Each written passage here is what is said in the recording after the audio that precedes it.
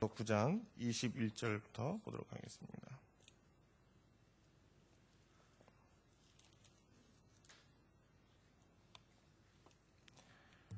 우리 21절부터 먼저 33절 말씀까지 먼저 한번 보도록 하겠습니다.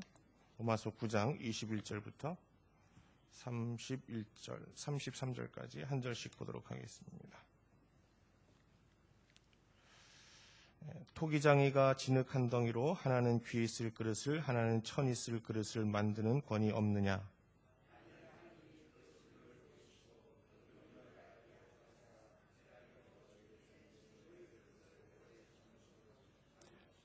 또한 영광 받기로 예비하신 바 긍휼의 그릇에 대하여 그 영광의 부요함을 알게 하고자 하셨을지라도 무슨 말 하리요?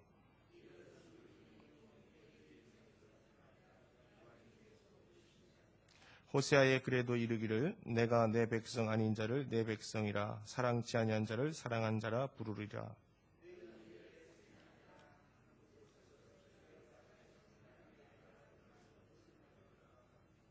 또 이사야가 이스라엘에 관하여 외치되 이스라엘 무자손의 수가 비록 바다의 모래 같을지라도 남은 자만 구원을 얻으리니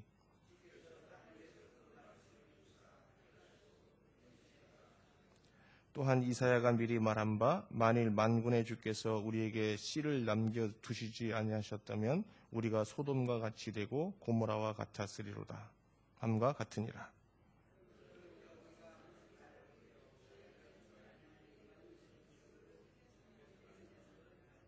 의의 법을 쫓아간 이스라엘은 법에 이르지 못하였으니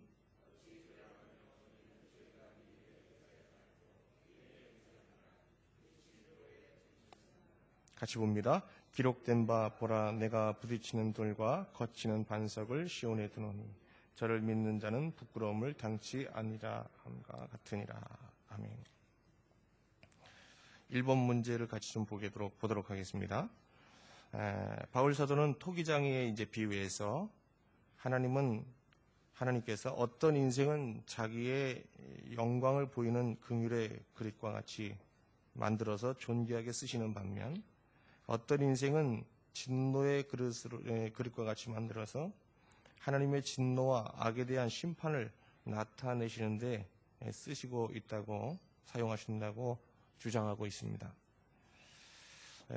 우리 인간을 물건과 같이 진흙에 비유하는 것에 대하여 우리가 선뜻 납득이 좀 되지 않고 받아들이기 어려운 부분이 있습니다만은 오늘 바울 사도는 이 토기장의 비유를 통해서 지금 유대인들이 복음에 대하여 점점 닫혀져 가고 또 이방인들은 이 유대인들이 거부한 복음에 대하여 열린 마음을 가지고 이방 사회 속에 깊이 복음이 파급되고 빠르게 파급되고 있는 이런 현상들에 대하여 고민하는 가운데 이런 현상에 대해서 어떻게 이것을 하나님의 섭리적인 차원에서 설명하고 또 이런 섭리 가운데서 어떻게 하나님의 뜻을 발견할 수 있을까 하는 그런 고민 가운데서 이 토기장의 비유를 인용해서 이러한 현상들이 하나님의 섭리에 의해서 이루어지는 것이며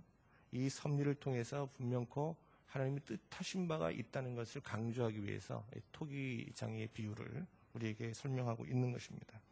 이 부분을 가지고 우리가 지나치게 신앙 전체에 대한 해석을 하려고 할 때 상당한 무리가 올 수 있고 또 기독교 신앙에 대한 오해가 올 수 있는 본문이라는 것을 일단 다시 한번 여러분에게 말씀을 드립니다.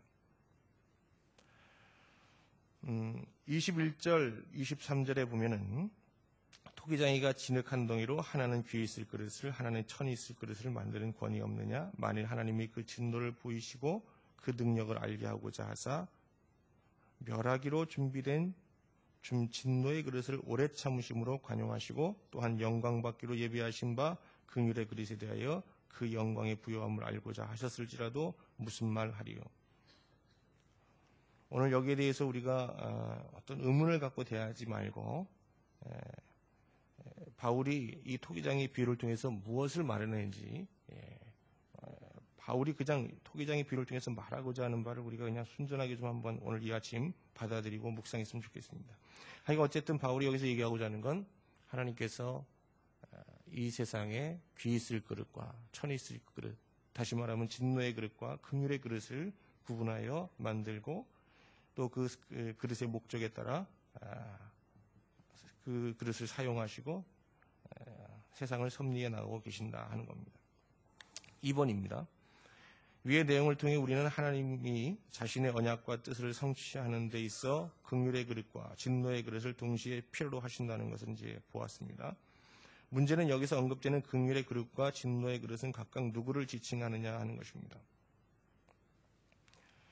구약 성경의 이 토기장의 비유가 언급된 부분을 놓고 이스라엘 백성들은 지금까지 여기서 진노의 그릇은 이방인을, 긍휼의 그릇은 유대인을 지칭한다고 쉽게 생각하고 받아들였습니다. 근데 정말 그러냐 하는 것이죠. 흔히 유대인들은 자신을 긍휼의 그릇으로 이방인을 진노의 그릇으로 이해해 왔는데요. 다음 성경 구절들을 중심으로 이방인과 유대인에 상관없이 긍휼의 그릇으로 택할 수 있는 택함받은 예를 한번 확인해 보자 그랬는데요. 24절로 한번 가보겠습니다. 24절, 26절입니다. 천천히 같이 한번 읽어보겠습니다. 시작. 이 그릇은 우리니 곧 유대인 중에서뿐 아니라 이방인 중에서도 부르신 자니라. 호세아의 글에도 이르기를 내가 내 백성 아닌 자를 내 백성이라 사랑치 아니한 자를 사랑한 자라 부르리라. 너희는 내 백성이 아니라 한 그곳에서 저희가 살아계신 하나님의 아들이라 부르심을 얻으리라 함과 같으니라. 24절 보면 이 그릇은 우리니 곧 유대인 중에서뿐 아니라 먼저 이 그릇이 이 긍휼의 그릇이 유대인이라는 걸 인정하면서도 아울러서 바울은 이방인들도 얼마든지 하나님이 귀 쓰시는 긍휼의 그릇이 될 수 있음을 얘기하고 있습니다. 호세아에게 그를 인용했죠. 내가 내 백성 아닌 자를, 분명히 이방인이죠. 내 백성이라 사랑치 아니한 자를 사랑한 자라 부르리라. 너희는 내 백성이 아니라 한 그곳에서 저희가 살아계신 하나님의 아들이라 부름을 얻으리라 함과 같으니라. 이방인 중에서도 긍휼의 그릇으로 선택받은 예를 호세아서를 통해서 바울은 설명하고 있습니다. 그러면 유대인은 어떻습니까? 물론 유대인도 하나님의 긍휼의 그릇으로 선택받았고 선택받을 수 있습니다. 27절, 29절을 같이 한번 보겠습니다. 같이 보겠습니다. 시작. 또 이사야가 이스라엘에 관하여 외치되 이스라엘 묻자손의 수가 비록 바다의 모래 같을지라도 남은 자만 구원을 얻으리니 주께서 땅 위에서 그 말씀을 이루사 필하시고 끝내리라 하셨느니라. 또한 이사야가 미리 말한 바 만일 만군의 주께서 우리에게 씨를 남겨두시지 아니하셨다면 우리가 소돔과 같이 되고 고모라와 같았으리로다 함과 같으니라. 유대인들은 자신들이 하나님이 쓰시는 긍휼의 그릇이라고 믿고 있었지만 바울은 좀 생각을 달리하고 있습니다. 아니다. 유대인들만이 아니라 이방인들 중에서도 긍휼의 그릇으로 쓰임받을 수 있는 사람이 있고 또 유대인이라고 다 긍휼의 그릇이 아니라고 하는 겁니다. 바다의 모래같이 우리 유대인들이 많이 지상에 있지만 이 가운데 하나님께서 긍휼의 그릇으로 쓰시는 자는 남은 자뿐이라는 것입니다. 소수의 남은 자들만을 하나님께서 긍휼의 그릇으로 쓰고 있는데 만약에 그들이 이 세상에 존재치 않았더라면 우리 이스라엘도 어떻게 됐을 거라고요? 소돔과 같이 되고 고모라와 같이 되었으리라. 여러분, 우리가 이제 이 세상에 말세 같다 그러고 참 이 세상이 돌아가는 걸 보면서 좀 탄식할 때가 많은데 그래도 이 세상이 이만큼 이 정도의 거룩을 유지하면서 에도 이 세상이 존속할 수 있는 것은 분명히 하나님께서 쓰시는 이 긍휼의 그릇, 남은 자, 택한 자들이 있기 때문에 이 세상이 이만큼이라도 보존되고 있다는 얘기입니다.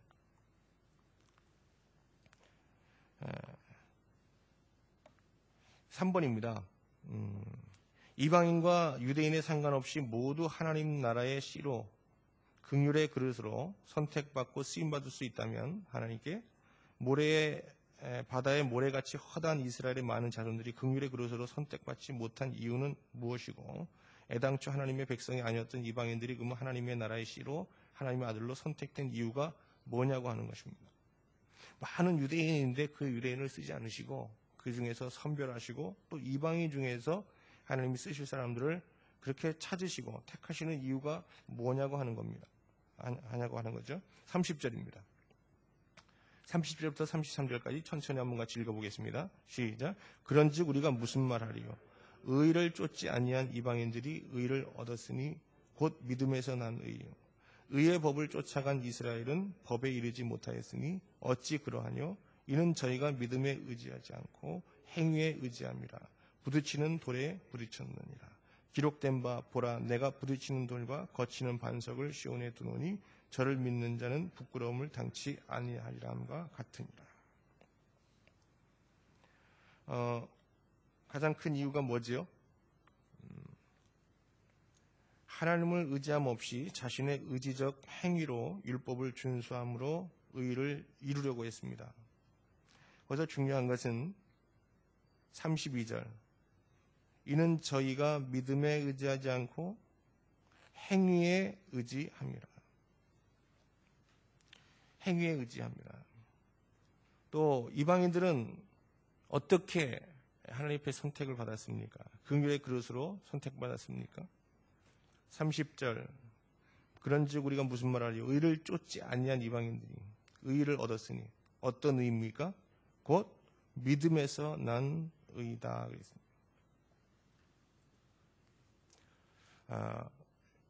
유대인들은 인간의 수고와 의지를 통해서 율법의 요구를 충족할 수 있다고 생각했고 그 율법 준수의 행위를 통해서 그들은 하나님과의 바른 관계를 그게 하나님의 의인데요. 그런 관계를 얼마든지 회복할 수 있다고 믿었습니다. 이런 생각에 의해서 그들은 율법 준수를 위해서 참 우리가 이해하기 힘든 대단한 열정을 보이게 되는데요. 예를 들어서 안식일 준수에 있어서도 그렇습니다. 안식일 날 병이 걸려도 약을 먹지 않았습니다. 근데 놀라운 것은 약을 먹어도 됩니다. 약을 먹어서 낫다. 그럼 그건 일한 것이 되기 때문에 율법을 범한 것이 됩니다. 약을 먹어도 낫지 않으면 사실은 괜찮았습니다. 실질적으로 유대인들은 안식일 날 약을 먹었는데요. 먹고도 효과를 봐서 치유돼도 그들은 계속 자리에 누워서 앓는 신용을 하고 있었습니다. 또 불이 꺼지지 안식일 날 불을 지펴서는 안 되는데 집에 불이 꺼져서 도저히 생활이 어려우면 이방인을 데려다가 불을 다시 지폈습니다. 전쟁 때도 이제 땀이 나면 이제 일하는 것이 되는데 안식일 날 전쟁 중에 적군의 공격을 피해서 도망치다가도 머리에 땀이 나려고 그러면 이마에서 땀이 나려고 그러면 멈춰서서 적군의 칼과 창에 무참히 죽고 말았습니다. 우리가 보면 참 웃음밖에 나오지 않을 일이지만 이들은 이런 것들을 얘기하면 다 흥분하고 박수를 치고 그런 사람들을 존경했습니다. 어떻게 이렇게 우스꽝스러운 신앙생활을 했을까? 그거는 다 어디서부터 출발하는가 하면 인간의 의지와 수고를 통해서 율법의 요구를 다 충족시킬 수 있다는 자기의, 자기의 신뢰 이런 데서부터 이러한 신앙의 형태가 양산되었다고 하는 것입니다. 그러나 여러분, 우리가 하나님과의 바른 관계를 맺음에 있어서 우리의 인간적인 수고와 열심으로 이것을 이룰 수 없고 오직 우리 안에 계신 주님만이 그것을 하실 수 있고 그래서 우리가 온전히 예수님을 믿고 주님을 의뢰할 때만 하나님의 의를 이룰 수 있고 율법의 요구를 완성할 수 있다는 것을 여러분 꼭 기억하시고 항상 우리의 신앙의 주체가 우리가 아닌 예수 그리스도를 믿는 믿음, 의지하는 믿음이 되어야 될 줄로 믿습니다. 이방인들은 이런 의를 이루려고 하지도 않았어요. 노력도 하지 않았어요. 의를 쫓지 아니한 이방인들이라고 얘기하죠. 그런데 그들은 복음 안에서 자신의 노력이 아닌 이 세상의 만유의 구주이신 예수 그리스도를 의지함으로 그를 믿음으로 하나님의 의를 이룰 수 있는 놀라운 구원의 길을 발견하고 이 믿음의 의를 취했다고 하는 겁니다. 예수 그리스도가 이 땅에 오시면서 자기의 의를 앞세우는 사람에게는 거치는 돌이 되었고, 그를 받아들이고 예수 그리스도를 통해서 하나님 앞에 나아가고자 하는 자들에게는 모퉁이 돌이 되었습니다. 돌 얘기가 33절에 잠깐 언급되는데요. 훗날 예수 그리스도를 믿지 않고 하나님 앞에 심판을 받을 자들은 예수 그리스도가 심판의 기준이 될 것입니다. 그러나 우리가 하나님 앞에 구원받는 그의 백성들에게 예수 그리스도는 구원의 기초가 될 것이고, 그들의 신앙 안에 항상 예수 그리스도가 좌정하셔서 그들을 끝까지 하나님 나라로 인도하시게 될 것입니다. 자, 이제 5번 문제로 가겠습니다. 4번입니다. 바울 사도는 다수의 이스라엘 백성들이 하나님 나라의 씨로 선택받지 못한 것은 그들이 믿음을 의지하지 않고 자기의 의지적 행위를 의지했기 때문이라고 이제 말합니다. 그렇다면 믿음이 없었다는 말은 그들이 하나님을 섬기지 않았는가 하는 것입니다. 그렇지 않습니다. 그들은 열심히 하나님을 섬겼습니다. 그럼에도 그들은 하나님이 기대하시는 믿음을 거역하고 저버리는 크나큰 실수를 저질렀는데요. 다수의 이스라엘 백성들이 하나님을 열심히 섬겼음에도 믿음에 이르지 못한, 믿음의 의에 이르지 못한 이유를 살펴보자 하겠습니다.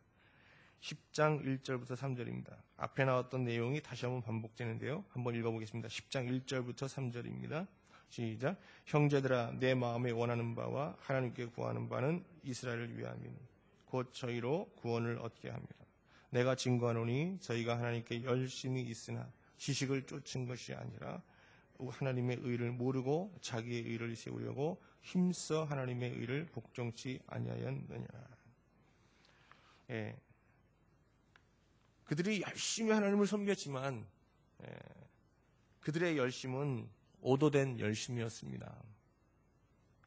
빗나갔다는 것입니다. 왜요? 하나님의 의를 몰랐기 때문입니다. 또 자기의 의를 세우려고 했기 때문입니다. 그리고 하나님의 의에 복종하지 않았습니다. 예수 그리스도를 믿는 것, 하나님의 복음을 받아들이는 것을 바울은 그것을 아는 것이고 그 복음에 순종하는 것이라고 말하고 있습니다. 자, 여기서 우리가 하나 좀 기억해야 될 게 있습니다. 우리도 열심히 신앙생활 하는 분들을 보면은 다 믿음 좋다고 그러는데요. 우리의 열심도 오도된 열심일 수 있다는 겁니다. 하나님의 선민인 이스라엘 백성이 이렇게 하나님을 열심으로 섬기는 가운데 하나님의 의가 아닌 자신의 의를 쫓는 오도된 열심에 빠져서 하나님 앞에 버림받게 되는데, 오늘 우리 이 시대의 새로운 선민으로 택함받은 우리들도 하나님을 섬기고 열심히 섬기지만 그 열심이 혹시 이스라엘 백성들처럼, 선민 이스라엘 백성들처럼 자기의 의를 구하는 열심은 아닌가? 하나님 보시기에 그것은 오도된 열심은 아닌가? 우리의 열심에 대하여 다시 한번 살펴보아야 하겠습니다. 이번 로마서를 보면서 저희들이 정말 우리들의 열심이 회복되기를 원하고 또 그 열심이 하나님이 받으실 만한 열심으로 승화될 수 있기를 바랍니다. 5번입니다. 다수의 이스라엘 사람들이 왜 자신의 의를 세우며 온전한 의를 약속하고 있는 복음을 받아들이고 믿지 않았을까? 율법의 의를 쫓는 자기 중심적 신앙에 대한 환상을 버리지 못했기 때문입니다. 10장 5절 6절 말씀을 중심으로 율법에 대한 행위로 말미암는 의를 추구하는 자들과 믿음으로 말미암는 의를 추구하는 자들의 신념 체계를, 율법에 대한 신념 체계를 한번 비교해 보자 하겠습니다.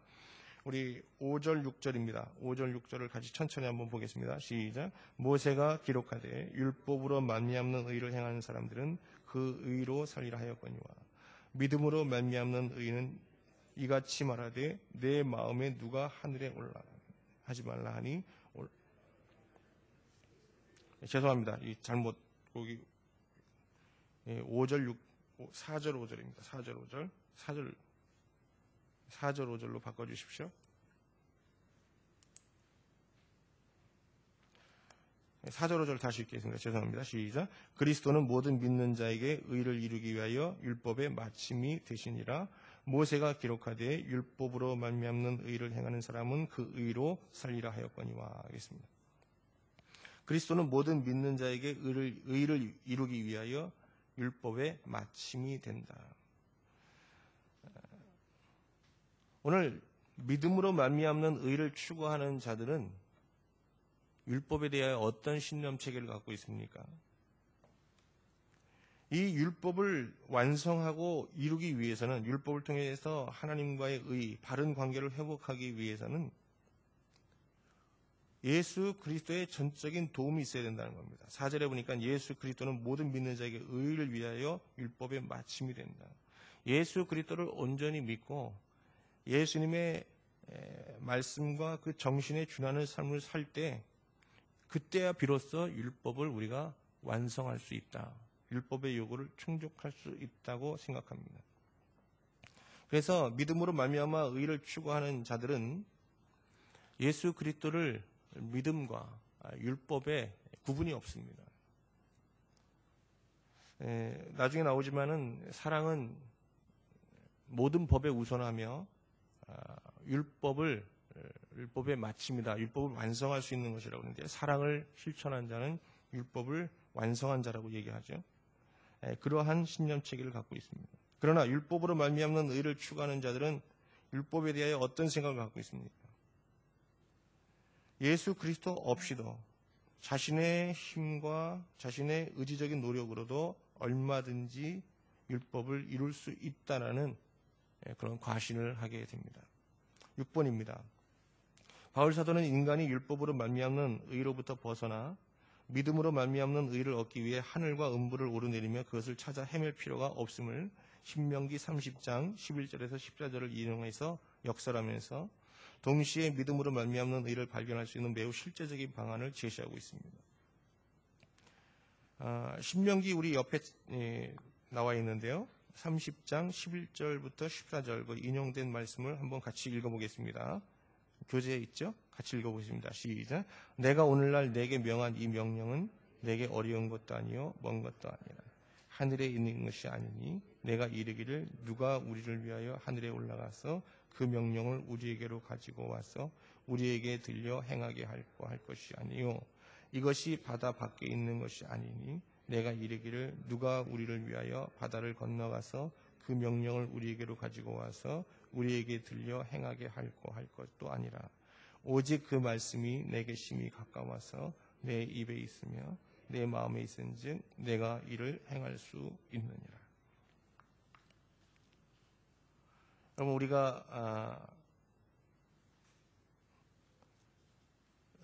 우리가 하나님의 의를 이루기 위하여 하늘과 음부를 오르내리면서 그것을 찾아 헤맬 필요가 없다고 하는 겁니다. 지금 우리 가운데 선포되어지고 들려지는 이 말씀 속에 하나님의 의를 이룰 수 있는 모든 진리가 다 이미 내포되어 있다고 하는 것입니다. 여기서 중요한 것은, 지금 바울이 얘기하고자 하는 것은 지금 교회 안에 또 바울 당시에 선포되어지는 이 복음이야말로, 지금 우리가 듣고 있는 이 복음이야말로 인간이 그동안 이룰 수 없었던, 인간의 힘으로 이룰 수 없었던 하나님의 의를 이룰 수 있는 절대적인 진리를 가지고 있는, 하나님 앞에 의를 이룰 수 있는 진리임을 계속 역설하고 강조하고 있는 것이죠. 자, 7번입니다. 바울 사도는 이미 선포된 복음을 우리의 입과 마음으로 믿음으로 얼마든지 구원에 이룰 수 있음을 말하면서 복음을 마음과 입으로 받아들인다는 의미를 좀 더 구체적으로 설명하고 있습니다. 바울 사도에게서 하나님의 복음을 믿는다는 것은 구체적으로 어떤 것인지 한번 그 의미를 살펴보도록 하겠습니다. 9절입니다. 9절부터 12절입니다. 우리 같이 한번 읽어보겠습니다. 시작. 내가 만일 내 입으로 예수를 주로 시인하며 또 하나님께서 그를 죽은 자 가운데서 살리신 것을 내 마음에 믿으면 구원을 얻으리니 사람이 마음으로 믿어 의에 이르고 입으로 시인하여 구원에 이르느니라. 11절 12절로 봅니다. 시작. 성경에 이르되 누구든지 저를 믿는 자는 부끄러움을 당하지 아니하리라 하니 유대인이나 헬라인이나 차별이 없습니다. 한 주께서 모든 사람의 주가 되사 저를 부르는 모든 사람에게 부요하시도다.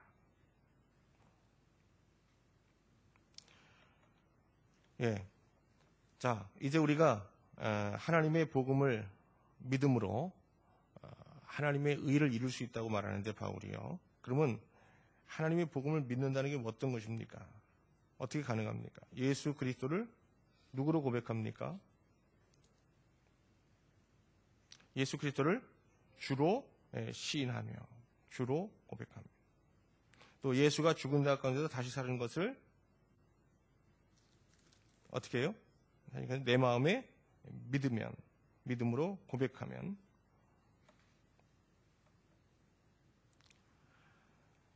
그리고 마음으로 믿을 뿐 아니라 자기 또 어떻게 해야 됩니까?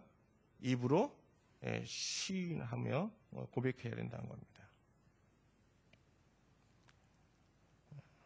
이 부분에 대해서는 또 나중에 반복적으로 저희들이 좀 살펴보도록 하겠습니다. 8번으로 가겠습니다.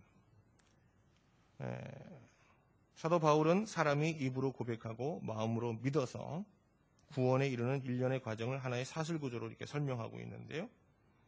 이 사슬 구조를 보면 14절에 보면은 그런즉 자기가 믿지 아니하는 일을 어찌 부르리요 듣지 못한 일을 어찌 믿으리요 전파하는 자가 없이 어찌 들으리요 보냄을 받지 아니하면 어찌 전파하리요 기록된 바 아름답도다 좋은 소식을 전하는 자의 발들이여 함과 같으니라. 먼저 우리가 이 하나님의 진리인 이 복음이 우리 세상 속에 들려져야 믿을 수 있지 않겠느냐는 겁니다.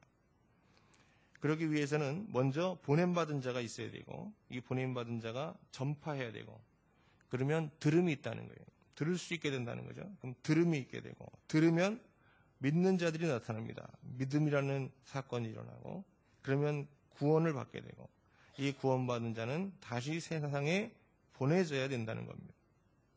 그럴 때 또 전파되겠죠.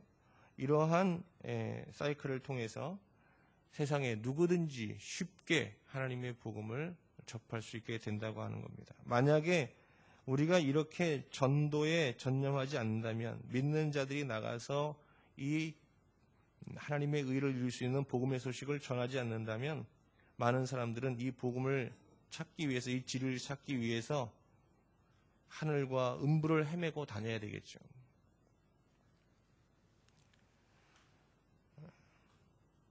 이제 9번입니다. 하나님께서는 구원받은 자를 다시 세상에 보내심으로 이 복음을 세상에 전하시며 그들의 전파를 통해 영혼을 구원하십니다. 하나님은 복음을 전하는 자의 삶을 가장 아름답게 보시고 복 주십니다. 성도들은 복음을 전하는 일에 참여함으로써 하나님이 예비하신 존귀한 아름다움을 맛볼 수 있습니다. 오늘 이 복음을 전하는 자에 대하여 성경은 이렇게 말합니다. 15절 보니까 보내심을 받지 아니하였으면 어찌 전파하리요 기록된 바 아름답도다 좋은 소식을 전하는 자들의 발이요. 하나님께서 이 복음을 전하는 자들을 아름답다고 말씀하고 계십니다. 자, 이제 오늘 저희들이 묵상할 내용들을 한번 잘 살펴봤는데요. 오늘 이제 하루 시작하기 전에 저희들이 좀 관심 있게 한 3구절 정도를 좀 더 마음에 묵상하면서 오늘 하루를 좀 시작했으면 좋겠습니다. 제가 오늘 이렇게 말씀을 전체적으로 살펴보고 좀 깊이 여러분과 같이 나눠보고 싶은 말씀은 바로 우리 12절부터 나오는 말씀인데요. 우리 12절부터 한번 11절 12절을 한번 보겠습니다. 믿음에 관한 얘기를 했고 11절 12절 말씀인데요. 우리 같이 한번 이 말씀을 다시 한번 보도록 하겠습니다. 시작. 성경에 이르되 누구든지 저를 믿는 자는 부끄러움을 당하지 아니하리 하니 유대인이나 헬라인이나 차별이 없습니다. 한 주께서 모든 사람의 주가 되사 저를 부르는 모든 사람에게 부요하시도다. 예수님은 우리에게 믿기만 하면 구원받을 수 있고 하나님의 의를 이루며 율법을 완성할 수 있는 그런 완전한 구원의 길을 우리에게 가지고 오셨고 또 제시하고 계십니다. 그래서 우리가 예수 그리스도를 마음으로 믿고 입으로 시인하기만 하면 우리가 누구든지 하나님의 구원을 받고 또 하나님의 의를 구하지 않는 사람임에도 하나님의 의에 이룰 수 있다고 하는 것입니다. 그런데 여기서 신앙은 끝나지 않습니다. 우리가 예수님을 마음으로 믿고 입으로 시인하는 것에 끝나는 게 아니라 우리 12절 보면 유대인이나 헬라인이나 차별이 없습니다. 한 주께서 모든 사람의 주가 되사. 예수님은 우리의 주가 되시고 또한 어떻게 되기를 원하시냐. 저를 부르는 모든 사람에게 부요하시도다. 오늘 예수 그리스도께서 우리 안에서 부요해지기를 원하십니다. 우리의 신앙생활 여부에 따라서 예수님은 우리 안에 계신 주님은 주인처럼 대접받으실 수도 있고 마치 객처럼 대접받으실 수도 있습니다. 오늘 여기서 부요하다는 것은 예수님이 다 우리 모두의 마음의 주로 삶의 주인으로 자리 잡고 계시지만 그 주인의 역할이 크게 다를 수 있다고 하는 겁니다. 예수님께 전 삶의 영역을 내어놓고 그분의 통치와 지도와 인도함을 다 받으면서 사는 사람에게 있어서 예수님은 그 안에서 부요해지시는 것입니다. 예수 그리스도를 믿고 구원을 받는다는 거, 다 그 믿음에 있어서는 우리가 동일한 믿음을 추구하고 있지만 그 믿음의 수준은 천차만별일 수 있다고 하는 것이죠. 오늘 나는 지금 예수님을 부요하게 해드리고 있는가? 내가 삶의 주인으로 예수님을 모셨지만 내 안에 정말 예수님을 너무나도 빈곤한 모습으로 주님을 섬기고 있지는 않은가? 한번 돌아보시면서 여러분 오늘 하루 우리의 삶의 주인으로 우리 안에 모신 예수 그리스도를 더 부요케 할 그런 여러분 방편들을 묵상하고 또 실천할 수 있기를 바랍니다. 그리고 한 가지 더 생각해 보고자 하는 것은 오늘 계속적으로 반복적으로 나온 건데 자기 의와 하나님의 의입니다. 이스라엘 백성들은 하나님을 열심히 섬겼지만 하나님의 의를 모르고 자기의 의에 빠져서 하나님의 의를 불순종하는 그 죄에 빠져서 결국 하나님께 진노의 그릇으로 이렇게 사용되어지는 불행을 겪게 됩니다. 저희들이 그냥 열심히 믿는 게 중요한 게 아닙니다. 열심히 있지만 지식을 쫓지 않고 무지한 중에 열심을 낼 수 있습니다. 우리의 열심은 지금 어느 정도이며 그 열심은 정말 하나님의 의를 알고 하나님의 의를 순종하는 열심인가 한번 돌아봤으면 좋겠습니다.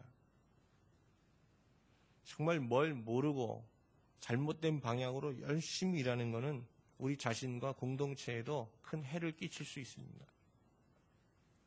우리의 열심을 한번 돌아보는 시간이 되었으면 좋겠습니다.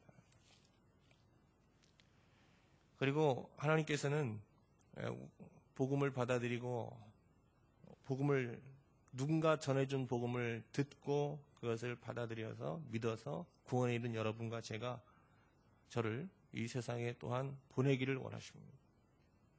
우리가 복음에 있어서 우리의 삶의 자리에 보냄받은 자며 그리스도의 복음을 전파해야 될 사람들이라는 것을 기억하고 이것이 쉽지 않은 명령이지만 이 소명을 가지고 우리가 삶의 자리에서 최선을 다해서 지혜롭게 참으로 직간접적으로 복음을 전하는 삶을 살 때 그것이 하나님 보시기에 참 아름다운 그리스도의 삶이다 하는 것입니다. 오늘 여러분과 제가 삶의 자리에서 주어진 자리에서 이 복음에 부끄럽지 않은 삶을 살면서 조심스럽게 사람들에게 하나님의 복음을 직간접적으로 전할 때 이 홍콩 땅에 사는 모든 교민들이 누구든지 쉽게 하나님의 복음을 계속 들을 수 있게 될 것입니다. 계속적으로 누군가가 전하고 사람들 속에 들려지는 그런 사건 없이 하나님의 많은 사람들이 구원함을 얻고 하나님 앞에 돌아와 하나님의 긍휼의 그릇으로 하나님의 나라의 거룩한 씨로 변화되고 심겨지는 그런 역사는 일어나지 않습니다. 나머지는 다 하나님이 하십니다. 우리가 할 일은 뭡니까? 전하는 것입니다. 전하기만 해도, 전하는 이 일에만 우리가 헌신해도 이 땅에 하나님 나라가 이루어지는 것을 우리가 보게 되는 역사가 있게 될 줄로 믿습니다. 그렇게 어렵지 않은 소명을 우리에게 주셨습니다. 전한다는 거, 전하기만 하면 그 뒤에 하나님이 다 일하시고 역사하십니다. 그 사람들을 믿게 하시고 그들을 믿는 자들을 하나님의 긍휼의 그릇으로 빚으시고 또 하나님 나라의 거룩한 씨로 만드셔서 그들을 하나님을 모르고 하나님을 경배하지 않는 그 자리에 또 심으실 것이고 그들을 통해서 하나님 나라가 이 땅 가운데 실현되고 왕성해지고 확장되게 될 것입니다. 우리가 이 예수 그리스도를 통해서 의를 구하지도 않았던 우리들이 하나님의 의를 값없이 얻었는데 이런 큰 은혜를 얻고도 우리가 이 적은 소명, 전하는 적은 소명에도 충성하고 순종하지 않는다면 우리의 믿음을 하나님께서 인정해 주실 수 있을까 하는 생각을 해봅니다. 바울은 예수 그리스도를 믿는다는 것을 하나님의 의에 복종하는 것이라고, 하나님의 의를 알고 복종하는 거라고 여러 번 반복해서 말하고 있습니다. 하나님의 의에 복종한다는 것 중에 중요한 한 가지는 하나님의 주신 복음의 말씀을 전하는 것입니다.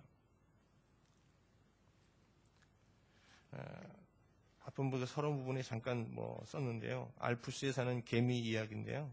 그 개미들은 어떤 어려운 일이 있을 때 자기를 희생하는 정신을 가지고 있다고 합니다.